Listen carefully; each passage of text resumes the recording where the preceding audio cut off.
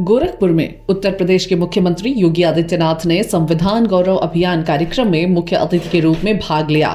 इस कार्यक्रम में डॉक्टर भीमराव अंबेडकर के योगदान और उनके संघर्षों पर चर्चा हुई। मुख्यमंत्री ने संविधान को 140 करोड़ भारतीयों की एकता और सम्मान का प्रतीक बताया। उन्होंने कहा कि बाबा साहेब ने दुनिया का सबसे बड़ा संविधान बनाकर भारत को एक महान लोकतंत्र के रूप में स्थापित किया है। उन्होंने यह भी उल्लेख किया कि बिना किसी भेदभाव के मतदान का अधिकार बाबा साहेब ने सुनिश्चित किया। उन्होंने संघर्षों के बावजूद राष्ट्र हित को प्राथमिकता दी।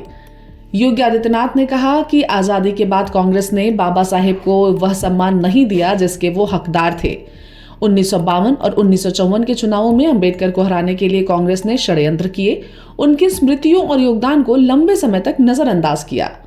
मुख्यमंत्री ने आपातकाल के दौरान संविधान में सेक्युलर और सोशलिस्ट शब्द जोड़ने को बाबा साहेब का अपमान बताया। उन्होंने अलीगढ़ मुस्लिम विश्वविद्यालय और जामिया मिलिया जैसे संस्थानों में अनुसूचित जाति व जनजाति के लिए आरक्षण की अनुपलब्धता पर भी सवाल उठाए। कार्यक्रम में उन्होंने बाबा साहेब और अन्य महापुरुषों के सम्मान की बात दोहराई। भारतीय जनता पार्टी ने 11 जनवरी से 25 जनवरी तक संविधान गौरव अभियान चलाने की घोषणा की है। मुख्यमंत्री ने इसे बाबा साहेब और सामाजिक न्याय के लिए समर्पित बताया। प्रवेश में भी और नौकरी में भी क्यों आरक्षण नहीं है? क्यों नहीं उन्होंने इसके लिए वहां प्रावधान किया?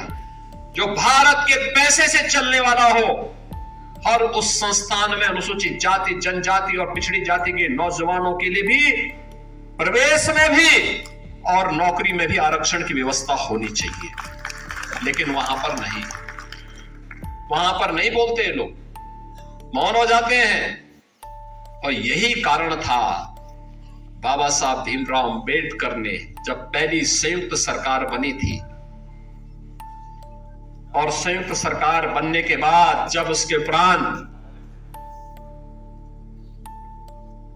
पंडित नेहरू की द्वारा बनाई गई उस नेतृत्व में चल रही सरकार के कृत्यों को देख करके बाबा साहब भीमराव अंबेडकर ने उस समय इस्तीफा दिया था और कहा था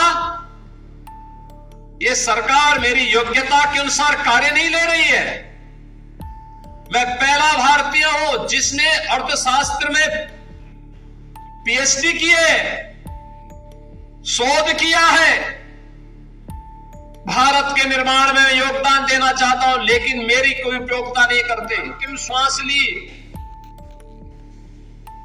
उस भवन को स्मारक बनाने की मांग हो रही थी 1956 से ही। 9 अलीपुर मार्ग दिल्ली का नहीं बनने दिया कांग्रेस ने। नागपुर में जहां उन्होंने दीक्षा ली वहां पर बाबा साहब भीमराव अंबेडकर का स्मारक बने, कांग्रेस ने नहीं बनने दिया। जहां उनका अंतिम संस्कार बना हुआ था मुंबई के चैत्य भूमि में, वहां स्मारक बने, कांग्रेस ने नहीं बनने दिया।